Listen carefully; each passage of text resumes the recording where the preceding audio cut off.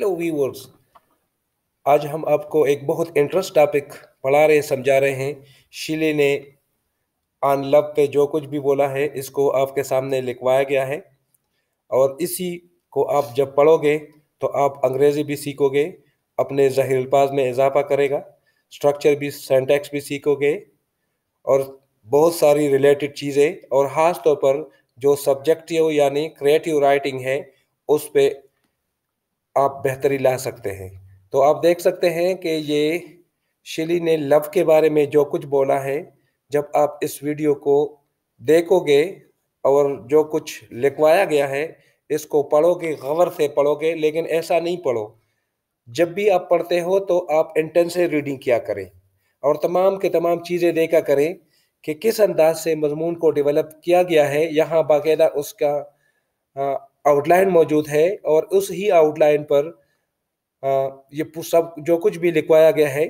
तो शिले जो है वो बेसिकली रोमांटिक शायर है, और ख़ास तौर पर सब्जेक्टिव पोइट्री का वो बेताज बादशाह है, और उसने जो कुछ भी लिखा है तो दिल की बातें की हैं, दिल की बातें की हैं।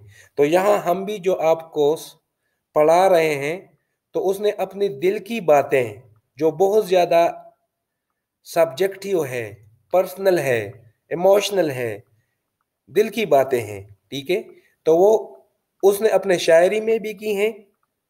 बहुत ज़्यादा टेक्निकल अंदाज से वो लिखता है, और जो भी मतलब जो इंग्लिश लिटरेचर के स्टूडेंट होते हैं तो वो शेली की जो वर्थ है और मुकाम है वो सब जानते हैं कि उसका इंग्लिश लिटरेचर में और ख़ास तौर पर इंग्लिश पोइट्री में क्या मुकाम है।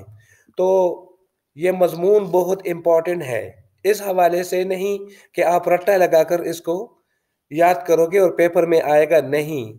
आप इसको गौर से देखें, आप इससे लुत्फ़ उठाएं, आप इससे ज़हीर अल्फाज में इजाफा करें, स्ट्रक्चर सीखें, और अपने क्रिएटिविटी को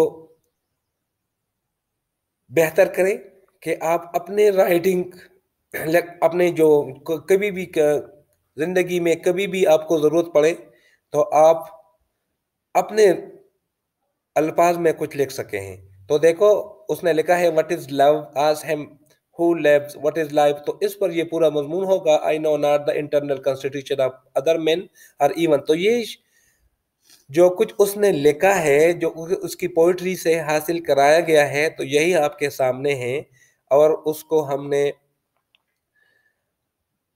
यानी उसके ख्यालात को, जज्बात को, एहसासात को जो है ना अल्फाज की तस्वीर बनाकर यहाँ सामने रखे हुए हैं। कुछ डिस्क्रिप्शन हैं, ठीक है, और एक्सपोजिशन बहुत अच्छा है, एक्सपोज किए हुए हैं, दिल की बातें हैं।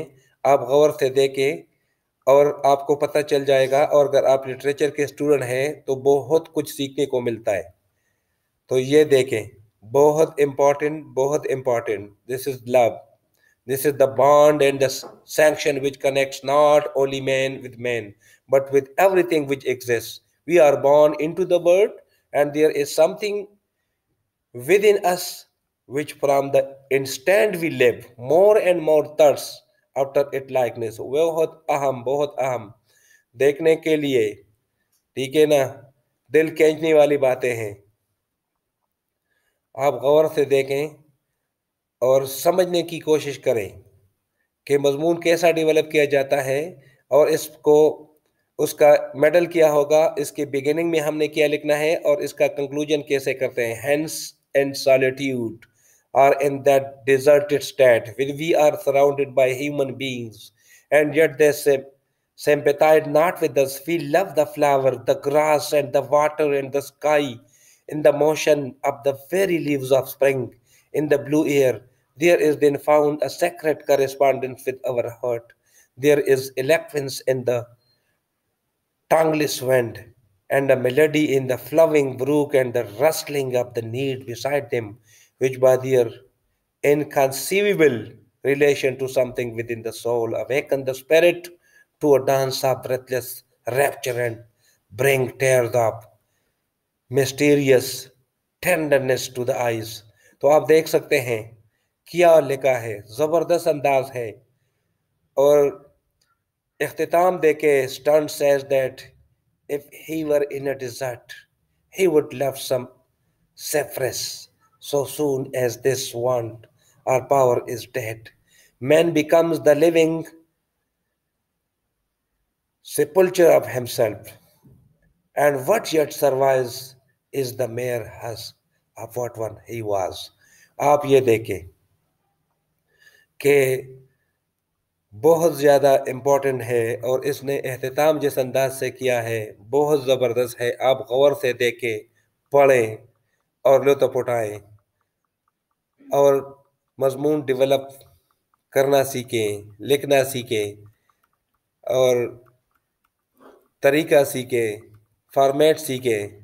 तो ये है, तो उम्मीद है कि आपको ये वीडियो ज़रूर पसंद आई होगी और इंशाल्लाह इसी तरह और भी हम मज़ामीन आपके सामने शेयर करेंगे। शुक्रिया।